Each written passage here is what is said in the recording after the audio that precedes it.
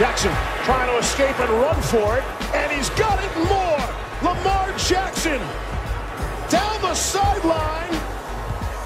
Will they give it to him? They will. Touchdown, Baltimore.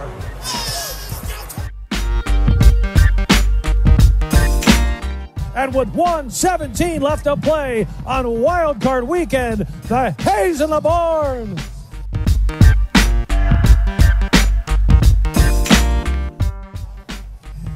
Oh my God! I wish you guys could. I wish we had a camera in here so you could see what we're doing. We're just a bunch of clowns in here. How much fun is that?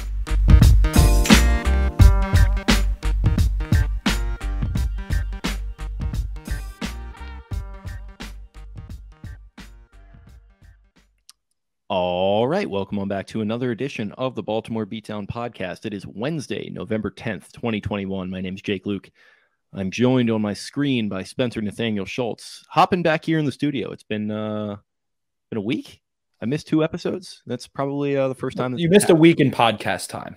A week in podcast time. Okay, yeah, exactly. So been out of town a little bit. Had a nice little trip down to the Big Easy, Nolans, for a bachelor party, which was a fun time. And back in the saddle, feeling refreshed, ready to go. And after a Ravens victory that was at times heart-stopping watch for me, hung over in the Harrah's Casino in New Orleans in the Caesars. That place is ridiculous. Amongst Falcon, like a smattering of Falcons fans that I guess all just traveled down to watch the game in the casino and spend a weekend in New Orleans. Then the fucking game just wouldn't end. I'm in the Uber to the airport watching the overtime period. I'm literally in the security line at MSY Airport watching on my phone as Justin Tucker kicks a game winner over the Minnesota Vikings in overtime. So I offered up plenty of my thoughts on Twitter, but that was my viewing experience, if anyone was curious. So not to say that I'm a hero, but I really had to tough that one out.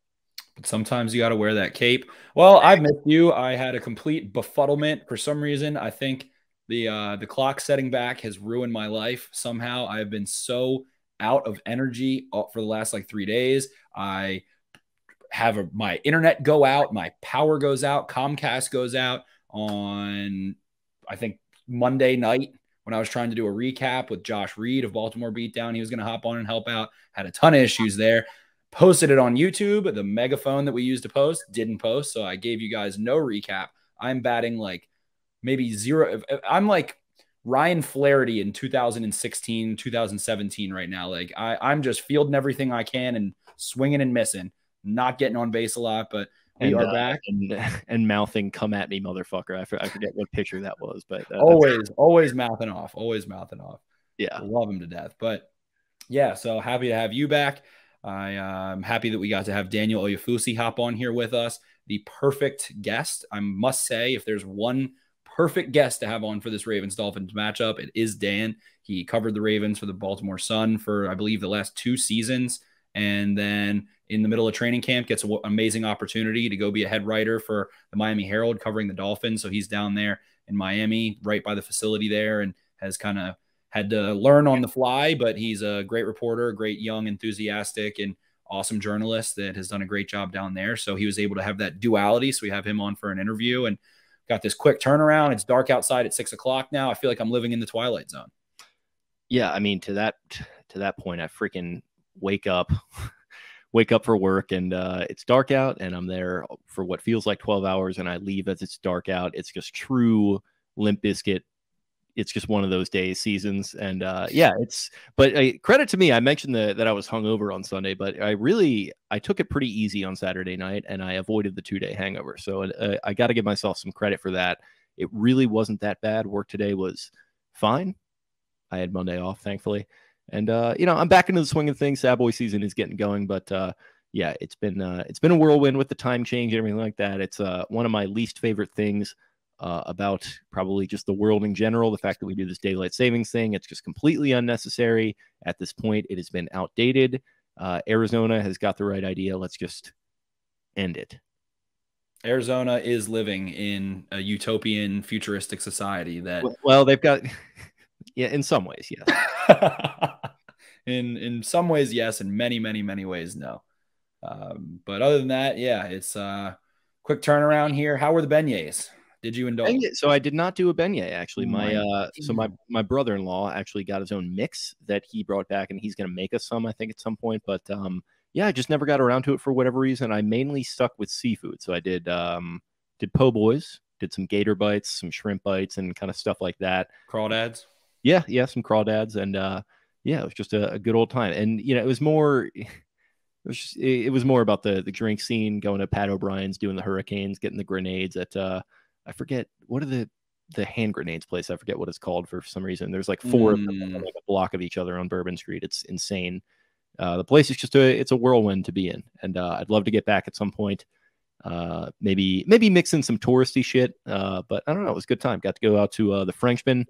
Was staying in an interesting Airbnb that was giving me some like 80s porn producer vibes, like 2 blocks away from Bourbon Street, which was really nice. Yeah, so it was really cool to see that town, which I sort of have some roots in. So, pretty nice. Cajun sauce, baby. Absolutely. How was your weekend otherwise? We have to talk about that. Went to, I don't know. Friday, I honestly, if you were like, I'll Venmo you $50 if you tell me what you did Friday, I can't remember. I don't know. Saturday, hit a vineyard and also hit a cidery and hung out a little bit. I actually didn't drink that much. I think I had like maybe 2 or 3 glasses of wine and then like 1 cider and then a couple beers. We went back to somebody's house and chit-chatted, watched a little college football, watched the end of the Alabama LSU game, watched both of the fights simultaneously, which was sick. Great card, UFC, great card for Canelo as well. Canelo, I'm a big Canelo guy. Not like a loud Canelo guy, but I just really enjoy watching him fight. He is the opposite of Deontay Wilder and Tyson Fury, different weight classes, but puts on a master class technically every time. So I enjoyed that. Sunday, got up bright and early, drove up to listener of the show, my buddy Clay's house. We hitched together and went on down to Lot G and H and talked Baltimore Ravens football in Lot G and H for a while. Had a couple cold ones, not too many, and then watched the Ravens go out and in that stadium, watch them start as slow as humanly possible for like the 6th time in 8 games, it feels like. Maybe the 5th time the Raiders game, they didn't start too slow, but not too fast.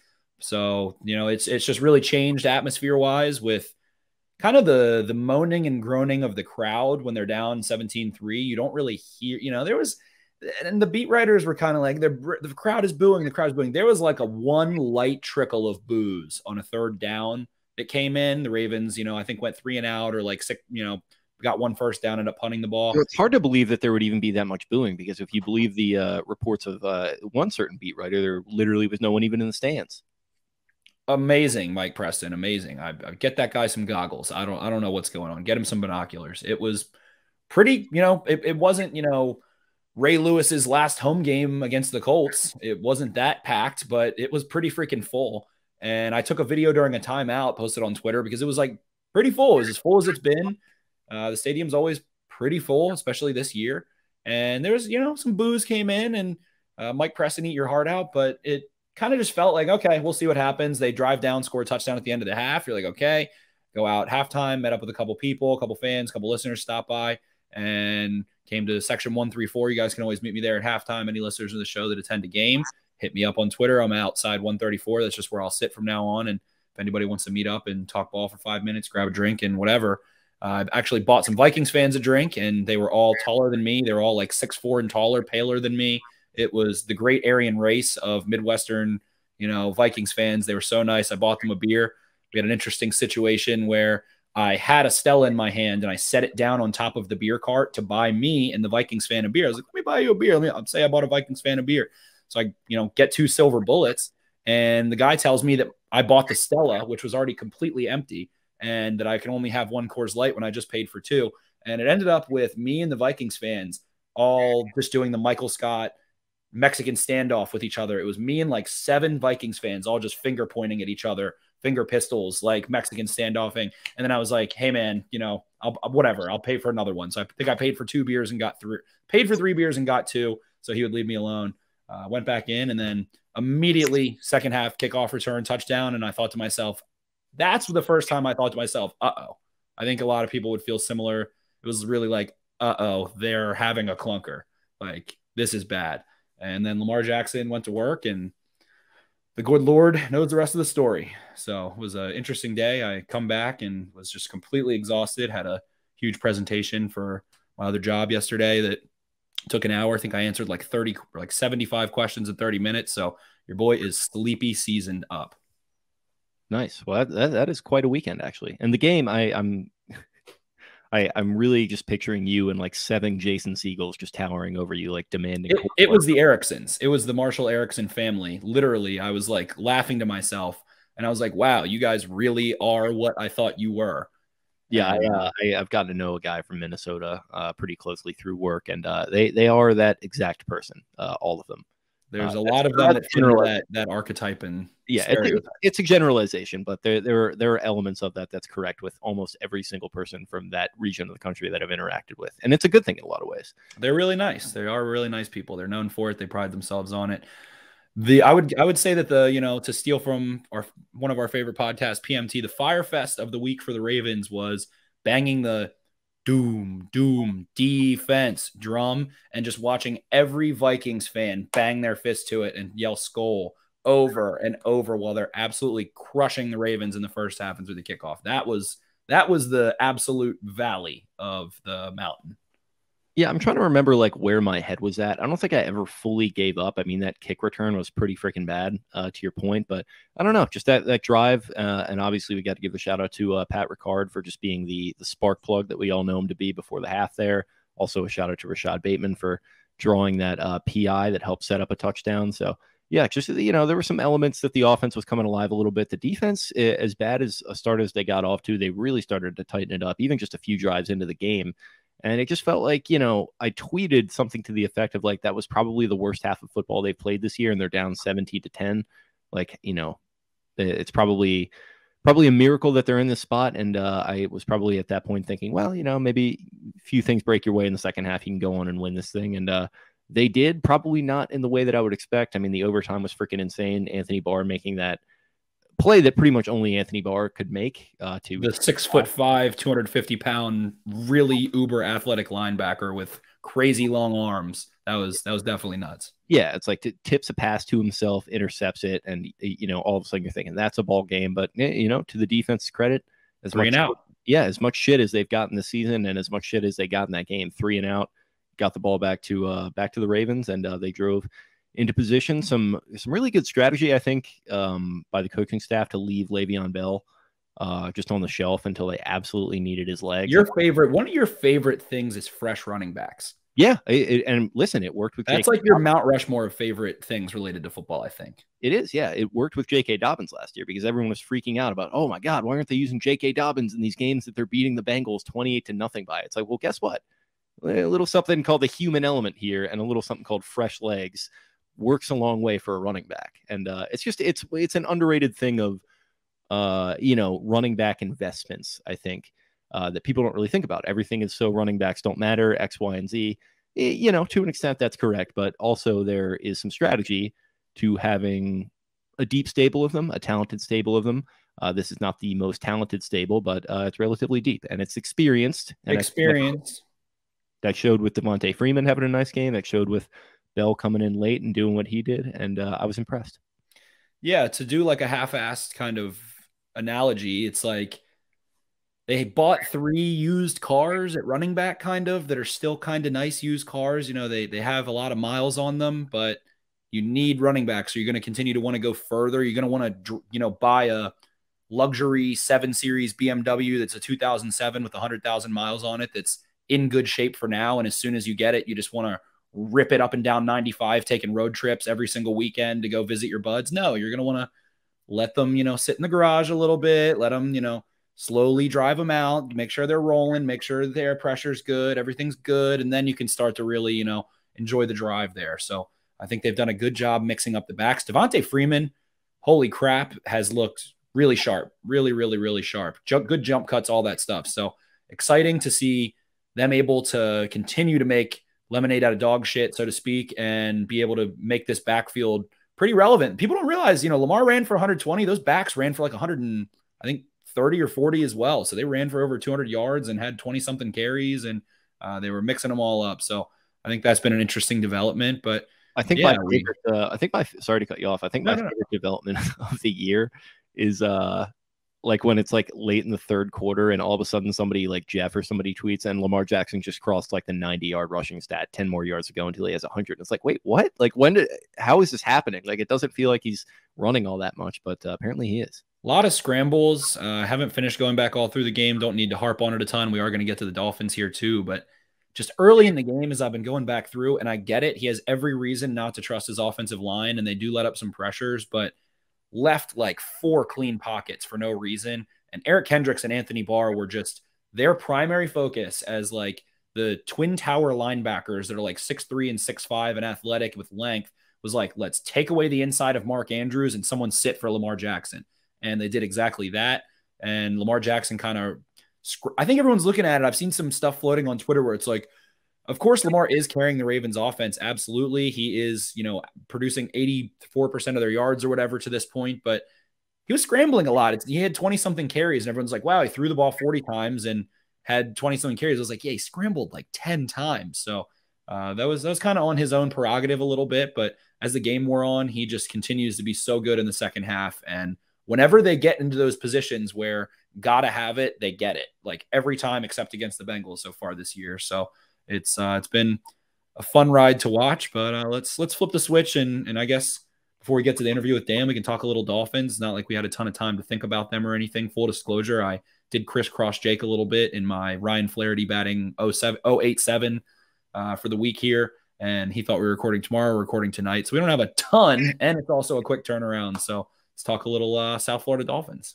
Yeah, no, it was fine because we had a good friend of the show on who we're both pretty comfortable with. So we were able to kind of just turn it into a casual discussion, but also a pretty good in-depth preview. So just fine there. And it is indeed a quick turnaround. And it's a turnaround to a very bad team at 2-7 with the Miami football Dolphins. I guess probably the biggest story going into this game is the fact that we don't know who is going to be starting at quarterback.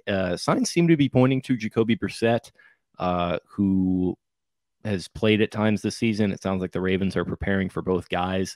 They both kind of bring something different. Jacoby can move around a little bit, but you see him much more as the kind of statuesque pocket passer. Tua is a little bit more of an improviser, got a quicker release, I think, and is probably just a little bit more talented, or maybe a lot bit more talented, but it's not like his play has necessarily shown that to be the case at all times this season. So it's kind of a crapshoot in my opinion. But if I were the Ravens, I would probably be preparing more for Brissett, but we'll see what they do. Yeah, for sure. He hasn't practiced. I don't think it just doesn't feel like there's a huge motivation to play Tua. And I was thinking about that a lot. And Dan completely schooled me because I completely forgot the Dolphins traded their first round pick for next year, but they still hold the 49ers pick, which is like basically like a lottery pick at this point. So I was thinking to myself, you can't really tank because you don't have your own pick. So it's like, I don't know. With Deshaun Watson rumors and all that speculation, they're just in a weird spot. I just have trouble seeing what you gain out of playing Tua right now. You pretty distinctly are out of the playoffs unless you make an all-time great run with an injured team that has a really young offensive line. So I'm not sure. There's a lot of factors into this game, and that Thursday night quick turnaround is definitely one of them. People definitely were going to want to point to the fact that the Ravens have kind of big brothered the Dolphins the last 3 times they've played. I think they've won by at least 30 points each of the last 3 times they've played, with Lamar and Hollywood and a couple South Florida boys there. But I don't know. Dan alluded to the fact he thought this game could kind of surprise people. He looked to the Vegas line a little bit. I think with Agba and some of that defensive front, they can make some noise and bring a little pain. I can see like a Dolphins ending a drive or like ending 2 straight drives, and like Kristen Wilkins is like pointing at the ground. He's like, this is our shit. This is our shit. And then the Ravens take over again. I don't think a slow start would surprise anyone, considering the Ravens are averaging less than 3 points per first quarter. But the Ravens also had their bye week last week, and John Harbaugh alluded to the fact that they were looking at the Vikings and the Dolphins, whereas the Dolphins are really banged up. They're missing a ton of talent offensively. Their defense, is played okay at times, but is also kind of worn down and hasn't. Daniel mentions the fact that, there's variance and turnovers and all those things. So the Ravens might be able to have a really positive game script. They feels like they had more ample time to look at this Dolphins team probably than the Dolphins had time to look at the Ravens. So I don't know. My heart tells me I feel like this is going to be a game where it's close for a while. Everyone's like, what's going on? It's a Thursday night slop fest for a little. And then the Ravens kind of pull it out towards the middle and end part of the game and make the box score look respectable, but it was tougher than they thought. or it's a shit show for the Dolphins. I don't know. I really don't know. It's a very interesting game, especially with Elliott out. The Ravens offensive line is not great. The Dolphins offensive line is good. So weird mix of factors here, to say the least. Yeah, I think I tweeted yesterday when the quarterback report came out that this really wouldn't shock me if it was a little bit closer than people are expecting, with the short turnaround, with the fact that the Ravens played about as long of a game as you can play without tying this past week, and an emotionally draining game at that, and a physically draining game at that, losing to Sean Elliott in the secondary. There's just a lot of factors to consider, to your point. And it does just kind of have that feeling of Dolphins are at home. You know, a lot of these players are probably pissed off. Brian Flores is kind of a hard ass. He's probably not letting up on his players, and they're probably going to want to at least try and have some pride early on in this game. So to your point, I can see like Christian Wilkins or like whoever making some play and then like doing some, you know, crazy dance or something and get people fired up, and Ravens Twitter just getting fucking apoplectic. Yeah. Just as they were against the Vikings, and it just being really stressful for a little while. And then the Ravens eventually pull away. That's kind of what I'm expecting here. Yeah, I think those are the two realms of possibilities, you know, any given Sunday or Thursday or Friday or Monday or whatever. But I don't know. I'm a little bit torn to see. I'm sure there's a lot of factors that have like more of a narrative to them. Like Lamar is from South Florida. The Ravens beat the crap out of them last time, all these things. But to your point, that offense definitely has to be feeling it a little bit, you know, quick turnaround. We'll see if Sammy Watkins can play. I feel like he is ready to go. And it feels like the Ravens just elected to rest Jimmy Smith, who I think played 1 defensive snap, but 4 special team snaps or something strange of the sort. So a couple guys there that could come in, be a little bit more fresh, so to speak, and make a contribution and help out a little bit. But I guess we'll do some predictions, and as is tradition, you can start us off. Yeah, I'm gonna go. We go Dolphins, probably score an early touchdown or 2. They start to feel themselves a little bit, but then the wheels just kind of fall off. I'm going to go Ravens 31, Dolphins 19. I do think this is going to be an Odafe Away and Justin Houston game. I think that those guys can make an impact against that offensive line. Odafe Away is young. They just had the bye week. I foresee a big play happening there. I think the Ravens can also make some noise on special teams. So I think that this game kind of looks like a clunker, gets the eyes on Twitter starting to go. And the national media is going, what's going on here? Ravens start slow. Dolphins look like a blah, blah, blah. And then I think the Ravens end up ultimately scoring like 3 or 4 touchdowns, and kind of looking maybe a little bit similar to that Bills game the Dolphins played 2 weeks ago, where it was close for a good bit. And then the Bills just outclassed them in the second half and got super serious and were able to take care of business. The Ravens did run 89 plays, either 89 or 98 offensive plays on Sunday. So that offense has to be a little tired. I would like to see Lamar not be running or asked to run a ton, especially if you can kind of get some other things going. I'd like to see the receivers, Mark Andrews and the backs take a little bit more of the workload in this game and see if you can manage that way. And then if Lamar needs to elevate in the second half, he will always be able to do that. So I'm going to go Ravens 29, Dolphins 15. Couple weird scores for the boys this week. Weird scores for the boys. Weird week for the boys. Quick turnaround. And glad to have you back. Glad to have you back. I am going to be in Miami for the Dolphins game, and we'll see what we can finagle. I might be able to record on Friday morning or something of the sort. I think you are. Are you staying down there all weekend? I am staying down there all weekend, but I'm staying at a friend's place. Like, I'm not partying all weekend and stuff. I'm going to the beach and hanging out. So okay, we'll we should be able to coordinate hopefully and keep the boys in the studio. Let the boys play. Cool. Yeah, it was definitely good to get a week or so off and kind of get a little refreshed. A bye week of my own of sorts. And yeah, it'll be nice for you to get down there, get some warm weather and some vitamin D in a time where I can tell you really need it. I certainly do. Certainly do. Pale boy season is upon us. I need a little color on my face and hoping to eat up that Miami sun. But without further ado, I guess you can get us out of here, buddy. Yep. So we will talk to you guys again on Thursday night, probably with a little recap show, or Friday morning, depending on whether we go live or not, whatever. You know exactly what I'm saying. But yeah, there you have it with our predictions. And in the meantime, we're going to throw it over now to our interview with Daniel Oyefusi of the Miami Herald, formerly of the Baltimore Sun. He did a great job covering the Ravens here for a couple years. He's a friend of the show. He's been on the airwaves before in his capacity as a Ravens beat reporter. So, of course, we reached out to him to give us some expertise on the Dolphins. He's been down there in South Beach or South Beach adjacent for a couple months now, and he's been deeply embedded with the team and kind of getting all the knowledge and insight that you need to get some expert opinions for this upcoming game. So that's one that you're definitely going to want to stay tuned for. So without further ado, let's throw it over to that. See ya. Arrivederci.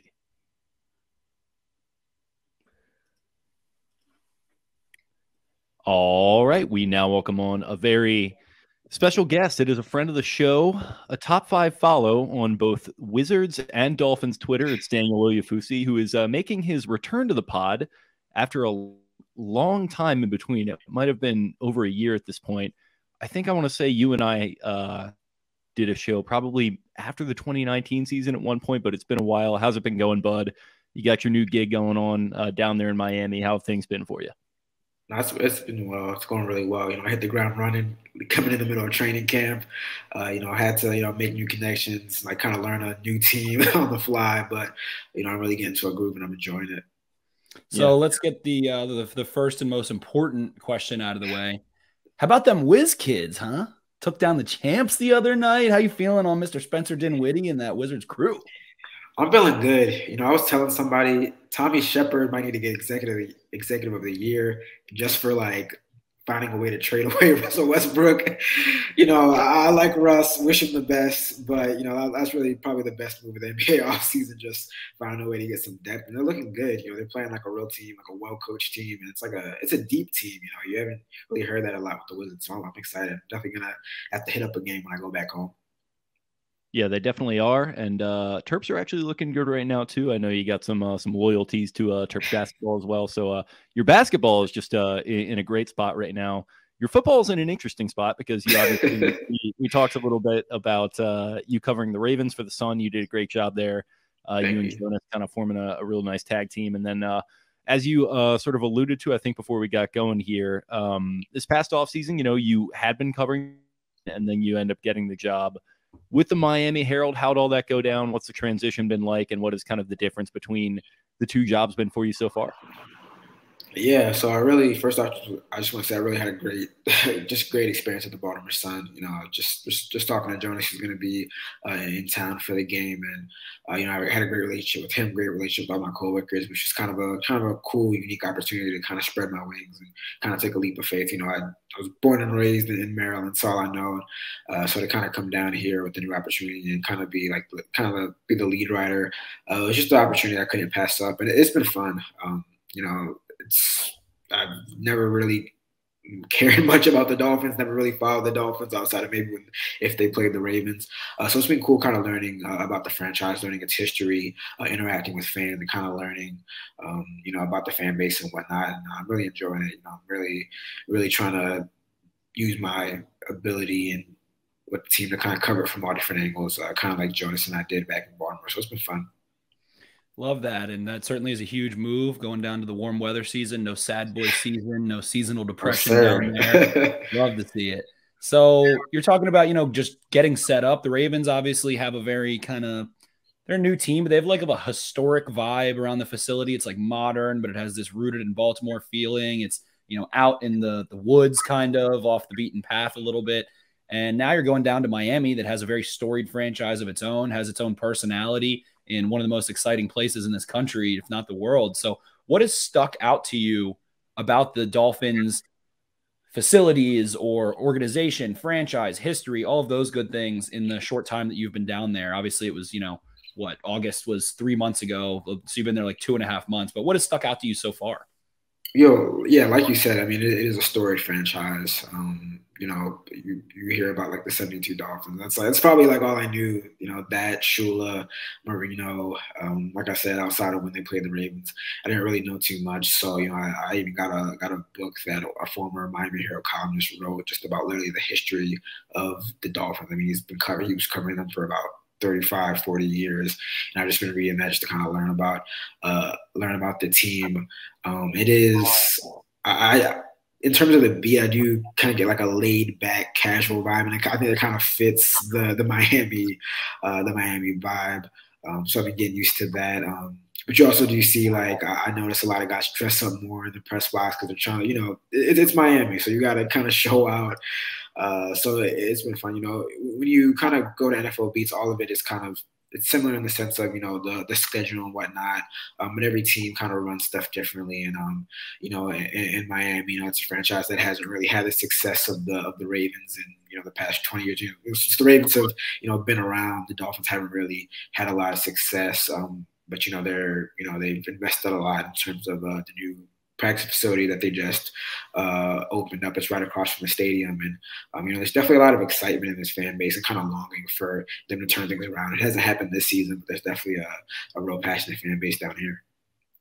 Yeah, it's interesting that you would describe them that way. I think passionate is probably something that I could definitely see them being. They haven't seen a ton of success recently, which is kind of a tough dynamic. And you mentioned sort of that chill vibe, which sounds like something that I could kind of go for. As you well know, this fan base and this area can get maybe a little too crazy at times for football. And having actually just been in New Orleans for a Saints game day this past Sunday, it's interesting the sort of different dynamics that you can see in some of the fan bases across the league. But kind of getting to know the fan base down there in Miami, you would just kind of describe them as sort of chill and laid back, but sort of passionate.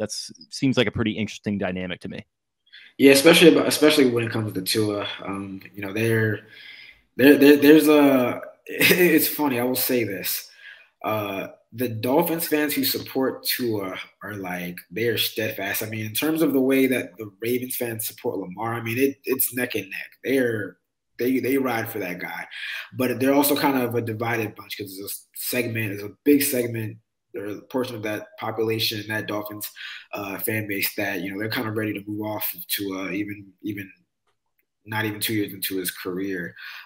So again, they're really passionate, whether it's supporting the team, whether it's winning to be the franchise quarterback or not. I mean, they're very passionate, and, I've appreciated that. And, it's been cool to interact with them and kind of get their opinion and thoughts on not only where the team is this year, but kind of the past 20, 25 years of that franchise. Because, a lot of these people have lived through just no playoff. I mean, I don't think the Dolphins have won a playoff game in 2 decades. And there's a lot of 25, 28-year-old people who they don't know what a real winning franchise is. So it is kind of interesting to get their perspective on things. And obviously you're brand new there. You're fresh. You didn't get the full off season to kind of digest everything. You're learning on the fly and all that stuff. But this Dolphins team is one that last year rattles off 4 out of 6 games. They win. They end up 10-6 there. They ultimately lose to the Bills, 56-26, a disappointing end of the season. And it really felt like there was just a general buzz around the NFL, and I'm sure within that Miami fan base and around that organization, feeling like they were going to come in and get off to a strong start here and be a real competitor in the Brian Flores era. And how do you see that they've kind of hit some adversity or some struggles this season and been trying to mitigate loss? Obviously, Tua, you mentioned, has been banged up, and season just hasn't really gone their way so far. So getting into the nuts and bolts of it, what have you seen, and where do you see this Dolphins team standing currently and moving forward a little bit generally? Yeah, it's a great question. It's kind of like I guess the best way to put it is it's like a top to bottom kind of failure. When you look at, the general manager, Chris Greer, he's been there since 2016, but he's been in that role since 2016, but he's also been with the organization for a lot longer. So he's kind of the guy calling the shots, and him and Flores kind of work together on those personnel moves. But there's been some draft misses. There's been young guys who haven't really progressed the way that they would have hoped to. They've had a lot of injuries, and really with on the offensive side with Tua, I mean, they kind of remade this offense and rebuilt this offense with Tua in mind, and kind of wanting to give him the best possible infrastructure possible. And he's been given anything but that. They've drafted a lot of guys on the offensive line, and early, especially, first, second, third round, fourth round. They haven't developed the way you would have expected. They haven't really invested much in the running back position, and then at wide receiver, I mean, guys are just hurt. Whether that's Will Fuller, Devontae Parker, or Preston Williams. And with that, they haven't really been able to evaluate Tua. And now he's hurt, so you really can't evaluate him at all because he's not on the field. And then on the defense, which was kind of like their bread and butter, that's the one thing that they could rely on last year. We've seen a little bit of regression. Prior to last Sunday's win over the Texans, they weren't really turning the ball over at the rate that they were in 2020. They haven't really been good in situational football, whether that's red zone or third down. Their best players just frankly haven't been playing like their best players. They invested a lot of money in that secondary and Xavion Howard and Byron Jones. Xavion Howard, who led the league in interceptions last season, he's not doing that this year. He's not covering as well as he was before. And, they've had a lot of turnover. They got rid of some veteran guys like Bobby McCain and Kyle Van Noy, and they're inserting some younger guys. And I think there were some growing pains early on, but they're kind of starting to settle into their respective roles. And I think on Thursday night, we're going to see if, that defense really is starting to turn the corner. Yeah, and I think you hit on some interesting stuff. That Tua is one that is especially interesting, and it now feels like we're kind of on the other side of something now, where I don't know where his head is at, because for a 2-7 football team, the Dolphins have weirdly been in the headlines seemingly every week this season, and the elephant in the room, obviously, Watson situation. What was it like covering that from your perspective? What do you think Stephen Ross's head was at? Where do you think Tua's head is at right now? It's such a complicated, weird topic for so many different reasons, but I'm just curious from your perspective what that's been like. Yeah, it was really unique and really like nothing I've really covered outside of maybe like the Ravens coronavirus outbreak, where you're just kind of on the clock, day to day to see what's going on. I mean, it was like there was a new report every single week, every single day, especially when you got closer to the trade deadline. And I think it was a really unique situation for, the franchise as a whole, because, it was kind of evident that they were and still are interested in trading for Deshaun Watson. But he also obviously has kind of like the allegations hanging over his head right now, and part of the reason why he hasn't played this season. So just kind of, it's like we've been asking Brian Flores since like the last preseason game, what is going on? And he's kind of the mindset of the ship that, I'm not gonna comment on any of this stuff, whether it's right, whether it's wrong. So you just kind of have this hanging over the franchise for literally the first half of the season. We're asking Tua about it, and as much as Tua would like to say, "Oh, it doesn't bother me, I don't hear it," I mean, he eventually admitted, "Hey, I hear it," and you can tell that it was really affecting him. Covering it personally was just, like I said, just really unique. I mean, it got to the point where we finally got the general manager, Chris Greer, to speak to us the day after the trade deadline passed. And he, without saying Watson's name, he pretty much said, yeah, we did our due diligence and looked into the availability. So for a franchise to kind of be so, I don't want to say forthcoming, but to not even hide the fact that they're interested in this guy while you have a young quarterback that you're trying to develop. And I mean, I really haven't seen anything like that in the NFL. And it's over for now, but I mean, I'm very confident that this is going to be revisited during the offseason. The Dolphins are in a tough place because they don't have a first-round pick next year. That greatly reduces, their ability to make some of these power moves right now. They end up trading up to get Jalen Waddle, which I think he's a hell of a player. I think, people are too early to maybe jump and say, oh, look at Jamar Chase, look at Devontae Smith, when both of those guys are really good, and maybe trading up and doing all that was a little bit of a mistake. But ultimately, the book's not done yet on Jalen Waddle. What have you seen out of these young playmakers offensively? You mentioned the young offensive line, and does it just kind of feel like they're really lacking a veteran presence in terms of on-the-field production and some of the guys they've had over the last couple of years? And at this point, Tua has been banged up. Devontae Parker, Will Fuller, you mentioned all those guys. So what have you seen? It's a really youthful group, and what have you seen from that group offensively overall? Yeah, well, one thing I want to point out is that the Dolphins do have a first-round pick in the 2022 draft. It's just that it's the 49ers pick, and they traded away their own pick to move up and get Jalen Waddle. So the Eagles have that pick right now, which is like a top 3 pick. There was a lot of noise about that, but right now it's looking like the 49ers pick might be top 10 anyway. But that just to set that point aside. Right. Yeah, I mean, as far as the wide receiver group and the pass catcher group is, I mean, when they got rid of Chan Gailey and hired George Godsey and Eric Duseville to kind of be co-offensive coordinators and work together, and then they hired Charlie Frye to be the quarterback's coach, in the offseason they spoke about wanting to stretch defenses vertically, it wasn't a real explosive offense, which is why they drafted Jalen Waddle, which is why they signed Will Fuller, who's only played like 2 games or 1.25 of a game because of injury. And then, in Devontae Parker and Preston Williams, I mean, you do have some guys who have a little bit of experience. So there was that hope early on in training camp and OTAs that, yeah, I mean, this is a veteran group. It's a group that can do different things in terms of, they have speed guys, you have big catch radius guys, you have guys that can work over the middle and whatnot. But again, because of the injuries, I mean, you just haven't seen that come to fruition. I mean, I don't think that the trio of Devontae Parker, Will Fuller, and Jalen Waddle have played in a game this season because whether it's because of injury or whatever, I mean, they've yet to play together. And it's like, that's not what the Dolphins, really expected or wanted coming into the season. So now, on Thursday night, you really look at the only 2 main guys that you think that the Ravens really have to account for are Jalen Waddle, who's explosive receiver, but they haven't utilized him like that. I mean, he has one of the lowest average depths of target in the NFL, partly because, I mean, this offensive line can't block and sustain their blocks in long enough to attempt those downfield attempts. And then you have Mike Gesicki, who's one of the better tight ends in the NFL. He's really good over the middle, really good at kind of similar to Mark Andrews in his ability to find the crevices and zone coverage and whatnot. But those 2 guys alone aren't going to get it done. I mean, this offense would be a lot better if Will Fuller was healthy, if Devontae Parker was healthy, but that just hasn't been the case. And again, when you have that many guys missing and the offensive line has struggled as much as the Dolphins line has, it's tough to do anything on offense.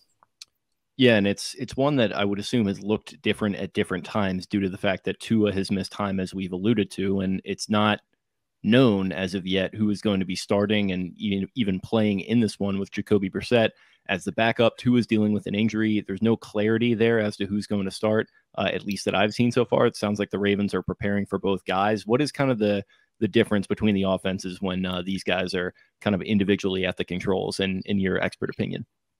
I mean, I would say the main difference is really the use of the RPOs. That was kind of like a staple of this new offense that they incorporated. Tua had a lot of experience with that in Alabama.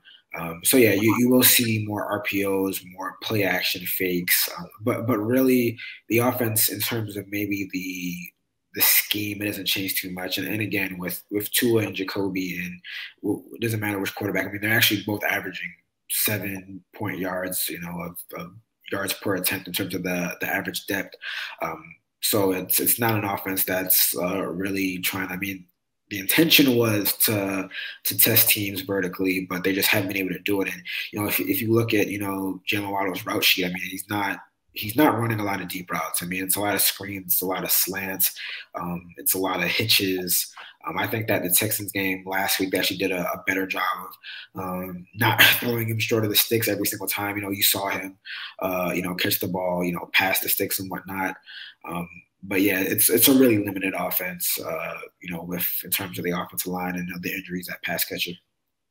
Knowing what you know about this Ravens team, obviously covering them the last couple of years and paying attention to them overall, while you haven't had a ton of time this year, but same defensive coordinator, a lot of the same faces. How do you see this matchup going with whoever it is, Jacoby Brissett, Tua? For me, it feels like probably Jacoby at this point, but how do you feel like they're going to match up overall, and where do you think the storyline lies at the end of the game for that side of the ball? Yeah, it's an interesting question because, in years past, we've known Wink Martindale to be like blitz happy, 50% blitzing throughout the season, and that's kind of dropped down a bit. I think probably it's maybe due to the fact that they've lost Marcus Peters, they just lost Deshaun Elliott, so they're not able to kind of rely on that secondary like we've seen them accustomed to. So I am kind of curious to see what the mindset is. We know that they are facing a bad offensive line. This is an offensive line that the Ravens probably can apply pressure with 4. But it kind of reminds me of the Ravens Washington football team game, if you guys remember that 2020 game where they're facing Dwayne Haskins, and instead of applying a lot of pressure, they actually didn't blitz as much as you would have expected, and they kind of showed blitz looks before the snap, and then they kind of dropped back into zones and forced or kind of led the Washington football team to throw those quick passes and just getting They wanted Dwayne Haskins to put the ball in the air. Yeah, and then they just didn't. I mean, they got the ball out of his hand really quickly, and we know that with whether Jacoby or Tua, they're going to do that as well. So again, I know that the Ravens defense, I know in recent games they've let up some big explosive plays through the air against Justin Jefferson, Jamar Chase, but I have a hard time thinking or believing that the Dolphins are going to be able to do that even with some of the injuries to the Ravens defense. Definitely. And I guess on that note, we can switch over to the Dolphins defense. And looking at the lineup, it doesn't look like a ton of names. There is kind of one name that Ravens fans will obviously be familiar with because he was in the news in regards to the Ravens the other day, and that would be Xavion Howard, with the news coming out that the Ravens were discussing potentially trading for him. So I'm interested to see, is he kind of the one name that you would look to as sort of the leader or the defining player on this defense? Are there any other names that jump out to you that you would have Ravens fans kind of key in on? Yeah, I mean, he's definitely like the household name of that group, but I'm really interested in seeing how that defensive line does against the Ravens offensive line. Whether it's a guy like Emmanuel Ogbah, who's leading the team in 5 sacks. I mean, I think that he's had a really strong season, not only just like sacking the quarterback, but applying pressures, getting batted balls. I think that he can have a strong game against Tyree Phillips. He's probably going to start again at right tackle for Patrick McCarry. On the inside, you have a guy like Christian Wilkins, who's in his 3rd season out at Clemson. He's starting to put it together. We're starting to see more from him as a pass rusher. And you guys know, we know that in some of Lamar's, not so good games in years past, the interior line has been able to really affect him. I remember like the Bills game of last year, the Titans game of 2019 season. They were able to get a lot of pressure inside. So I think that, if this game is going to be won, or, if it's going to be close, at least the Dolphins defensive front is going to really have to, make its presence known. And I think that, I wouldn't say that there's like a major advantage, but I think that they could win some battles throughout that game. Definitely. And just looking at this front, it feels like it's so talented. It is pretty young. Ogbah, obviously the headliner there. Christian Wilkins, you mentioned. Zach Sealer, a former Raven, who's been outstanding against the run. He gets an extension. They also have the 1st-round pick, Jalen Phillips. Raekwon Davis, who, from what I've understood, has had a kind of disappointing year. But they've definitely got some dogs up front. I also like to compare the Ravens, actually the Patriots and the Dolphins defenses a little bit. Dolphins, according to PFF, have I think 11 guys that have at least 8 pressures and a couple DBs, a couple linebackers in there. They like to blitz a little bit, get some different blitz packages. So how is this unit? I haven't had a ton of time to watch this unit. How have they been underperforming? Because it feels like they do have talent, especially with those 2 corners on the outside. They've got guys like Xavion Howard, who's in the conversation for Rookie of the Year, someone that has, really versatile skill set. They also have McCourty on the back end there. He's a veteran. Obviously, everybody's familiar with him. So what has been leading to this unit underperforming? Is it the offense's performance kind of hindering them, or what have you seen? Yeah, I mean, it's really like, there's a lot of things you can look at with this Dolphins team and just like wonder like what happened. But really, there's been the regression of the defense that's been the most surprising to me. And I think that, again, what I alluded to earlier, they had excelled so much in like situational football. They were great in the red zone. I think they were the top ranked 3rd down unit last year. So they were getting off the field. Tons of turnovers too. Exactly. They led the league in takeaways last season, and just none of that has really carried over into this season. And we know defensive variance is a little more iffy. You can't necessarily count on the same level of defensive play the way you can count on the same level of offensive play from year to year. But again, I think that they're starting to settle into those roles. They were actually rotating their safeties, which was really weird. Last year they had Bobby McCain and Eric Rowe, who were just like, linchpin starters. And, the first month of the season, they're rotating Rowe, Xavion Howard, Jason McCourty, who's now on IR, Brandon Jones. So like I said, I think they're really starting to settle into those roles. Xavion Howard, he's really like their free safety. You'll see him in a lot of those single high looks. They'll play Brandon Jones closer to the line of scrimmage. And they're not blitzing as much as they used to last year. But they'll say that that's because, offenses have kind of gotten used to that. But I think it's really about winning on the early downs where they can kind of get offenses in that those positions where they can, show those exotic looks and kind of that quote unquote amoeba defense and give different looks. So they're starting to get back to that. They're starting to do better against the run, which they weren't very good against in the first month of the season. And again, it's starting to come together. We take the Texans game with a grain of salt, and you really look at this Ravens game as the real definitive test for this defense.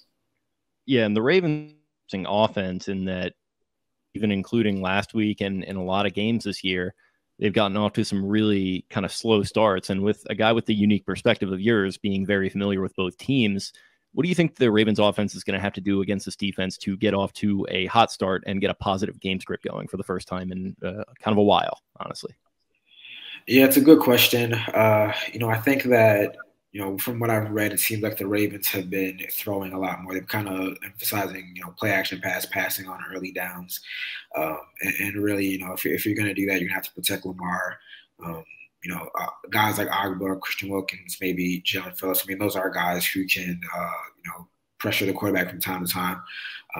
But depending on how the Dolphins really decide to defend Lamar, are they gonna sit back in zones? Are they gonna play more man? Are they gonna try to blitz some more? Depending on that, or regardless of that, I think that it's gonna be dependent on the defensive front to get pressure. So if the offensive line can do their job, pick up their blocks, I mean, I have a hard time seeing the Dolphins linebackers, matching up well with Mark Andrews, whether it's Jerome Baker or Sam McGuavin or Orlando Roberts. I mean, those are real like pass rushers, situational pass rusher guys. They're not really great in coverage. Obviously, you have the booking cornerbacks and Jones and Howard, and they've been beat at times as well. But from what I'm seeing from Marquise Brown, I mean, he seems like he should start another level right now in terms of his route running, in terms of his explosiveness. He looks healthy. He looks, he's playing the best football of his young career right now. So, the Ravens are going to have to do a lot to kind of mess things up and kind of put themselves in a position where they might lose this game. For sure. And kind of just looking through DVOA, which Jake and I love. I feel like you and Jonas have always been heavy on DVOA too. Dolphins are terrible in special teams, DVOA-wise. I haven't had a ton of time to really examine why. What's going on with the special teams unit? I'm going to assume it's been pretty laughably bad by how you're starting to answer this question. And what do you see a short week against a Ravens team that loves to try and dial some things up looking like? Yeah, it's just like, again, it's just like that overall regression. Jason Sanders, who, last year I think he was an All-Pro selection, considered one of the best kickers in the NFL. He's missed a couple kicks. They got rid of their, incumbent punter last year. They brought in Matt Pilardi, and he has just not been good. He shanked a couple kicks. They haven't got much in the return game. They traded away Jakeem Grant. They're using Jalen Waddle on kick returns, but he hasn't really gotten too many opportunities. Javon Holland is their punt returner, and he's nice fielding. I mean, he's not the most explosive guy, but he can field the punts, but he also fumbled in the win over the Texans. So it's just like I said, it's just the overall regression. I mean, it's really dumbfounding. Like every aspect of the team has gotten worse, and it's not like they had a massive turnover in terms of the roster. But again, yeah, I mean, special teams is just another area of the team that hasn't really played up to the standard of last year. Yeah, definitely. And that's it's got to be something that's maybe a little bit harder to kind of break down and keep up with as a beat reporter. Is that something that like you kind of, and this is me just kind of curious, like in the process of your job, is that something where you're kind of keeping tabs on like the near the end of the roster guys and like what they're doing on special teams? Because I think that's kind of a little bit of a cool beat to be on. Oh yeah, I mean, especially with with a lot of like the practice squad elevations and whatnot. I mean, I'm always keeping tabs of that. I'm curious, what types of guys they're trying to bring up, why they're bringing up certain guys. I'm asking like, why'd you bring up this guy, or why is this guy getting special team snaps over that guy? So yeah, I mean, it's just kind of part of the beat to be on top of that. I mean, I know even in previewing this game, I'm already kind of looking at the practice squad elevations and knowing who they can't bring up anymore and how that might impact the end of the roster. Game day inactives and whatnot. So I mean, it's life on the beat and life as a beat reporter. Speaking of which, what are the main stories right now? And to maybe play a little fortune teller, looking maybe to the end of the year? You haven't quite had time to really, you know, settle in, get your feet in the grass all the way, or the sand, I guess, down there. But being able to plan, what do you think at the end of the 2021-2022 season, heading into the offseason? What is the storyline? What are the points of emphasis? What do the fans want to read about down the road and moving forward going into 2022? Man, it's so hard to answer that question because, you know, a lot of the fans down here, I mean, they want a clean ship. I mean, I know it's year 3 of the rebuild, and they're looking for a new coach, they're looking for a new quarterback, looking for a new GM. It's really going to be interesting to see what happens over the second half of the season. I'm kind of in the mindset that I think that everyone's kind of safer now. You know, I don't think Flores is really on the hot seat the way many others would think, unless the second half of the season just really falls apart. Chris Greer is a little different because he's been here longer. And obviously there's the Watson angle. You know, you have a segment of the Dolphins fan base that kind of is just done with that. They don't want him on the roster, especially with the allegations hanging over his head. But the fact of the matter is the team is still interested in him. So I think that's really going to dominate the headlines, you know, in the early part of the 2022 offseason. And if for some reason there's a coaching change or a GM change, then, I mean, you're looking at a completely different trajectory of this franchise. Definitely. And I guess without further ado, I guess we can get into a little bit of prediction time for Thursday night. It feels weird to kind of already be jumping into this with the game only having happened a couple days ago, and if with it being one of the longest games that I can remember watching in a while. But here we are. It's time to do some predictions, and I guess you can go ahead and let us know what you think is going to happen on Thursday night. Yeah, so I was a little surprised when I saw that the line was like 7. I think it's gone up to 7.5 or something like that. I do think the game's going to be a little bit closer than most people expect. You know, in Miami, everyone's saying, "Oh, this is going to be another 59-10," and I don't think it's going to be that bad. You know, the Ravens have started off pretty slow in games, and for as bad as the Dolphins' offense has been, they've surprisingly been one of the better first quarter teams. So I think that the Dolphins defense is going to win some possessions early on, win some battles early on. This game it could be a one-score game, you know, late in the third quarter, early in the fourth quarter. But I think that over time, you know, Lamar and just that offense will kind of, you know, be able to do what they usually do. And I'm predicting 28-15 Ravens win.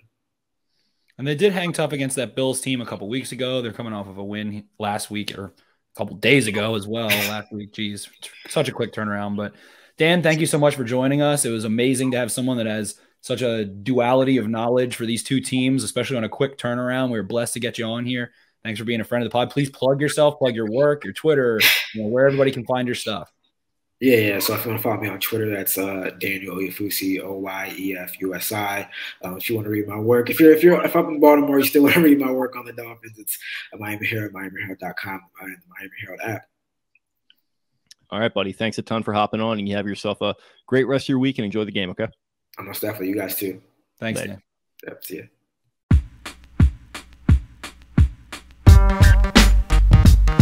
Gorlami.